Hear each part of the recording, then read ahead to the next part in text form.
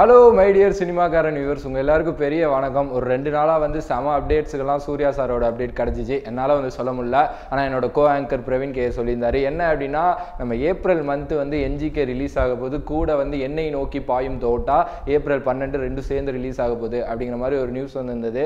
அதை நேற்று நீங்கள் பார்த்துருப்பீங்க. இப்போ இன்னொரு அருமையான என்ஜிகே நியூஸ் தான். என்ன அப்படின்னா, இதை நான் கேட்டவருமே வந்து எனக்கு ஒரு நிமிஷம் கூஸ் பம்ப்ஸ் ஆயிடுச்சு அப்படின்னு தான் சொல்லணும். இப்போ கொஞ்ச நாளாக, அதாவது ஒரு 2-3 டேஸாக வந்து ஒரு ரூமரா இல்லை உண்மையா அப்படிங்கிறது தெரியல, அது அப்படியே பரவிட்டு இருக்கு. அதில் என்ன சொல்லியிருக்காங்க அப்படின்னா, கொக்கி குமாரோட சன் தான் என்ஜிகே அப்படிங்கிற மாதிரி சொல்லியிருக்காங்க. என்னப்பா இது அப்படின்னு சொல்லிட்டு நானும் ஒரு ரிசர்ச், அதுக்கப்புறம் வந்து ரொம்ப க்ளோஸ் சோர்ஸ்கிட்ட எல்லாம் கேட்டதுக்கு அவங்க சொல்லியிருக்காங்க. எஸ், அப்படி தான் வந்து ஒரு நியூஸ் போயிட்டு இருக்கு. பட் செல்வராகவன் சாரோட ஃபார்மேட் என்னன்னே நமக்கு தெரியாது. அவர் வந்து மெயினாக ஸ்க்ரீன் பிளேல செம்மையாக வச்சிருப்பாரு. பட் வந்து கொக்கி குமாரோட சன் தான் என்ஜிகேவா அப்படிங்கிறது வந்து ஒரு டவுட்ஃபுல்லாக தான் இருக்கு. இது வந்து ஒரு ரூமராக இருக்கலாம். ஏன்னா இப்போ புதுப்பேட்டை 2க்கான ஸ்கிரிப்ட் ஒர்க் வந்து போய்கிட்டு இருக்கு. ஸோ வந்து இதில் கொண்டாந்து கொக்கி குமாரை ஆட் பண்ணி அப்படிங்கிறது வந்து ஒரு டவுட்ஃபுல் தான். ஆனால் இதோட ரொம்ப ஒரு முக்கியமான விஷயம் என்ன அப்படின்னா, என்ஜிகேலையும் வந்து கொக்கி குமார் அப்படிங்கிற ஒரு கேரக்டர் வந்து வருதாமா. நந்தகோபால குமாரன் அவர் கூட வந்து ஒரு ஃப்ரெண்டு மாதிரி இருக்க போறாரு.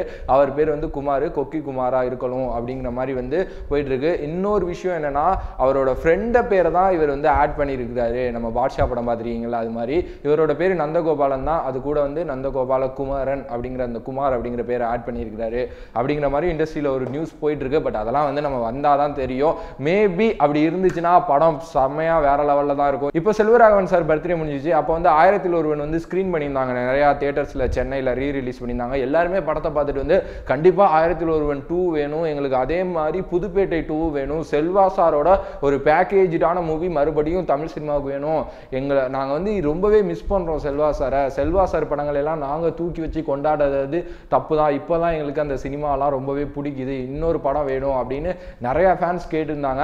ஸோ அதில் வந்து நம்ம புதுப்பேட்டை கேமராமேனாக இருக்கட்டும், 1001 கேமராமேனாக இருக்கட்டும், அவர் வந்து ஒரு நியூஸ் வந்து சொல்லியிருந்தார். என்ன சொல்லியிருந்தாரு அப்படின்னா, யாங்க அந்த படத்தை அப்பையில் எடுத்தப்போ யாருமே தூக்கி வச்சு கொண்டாடல, எங்களுக்கு அப்பையில் அது ஒரு பெரிய அடியாக தான் விழுந்துச்சு.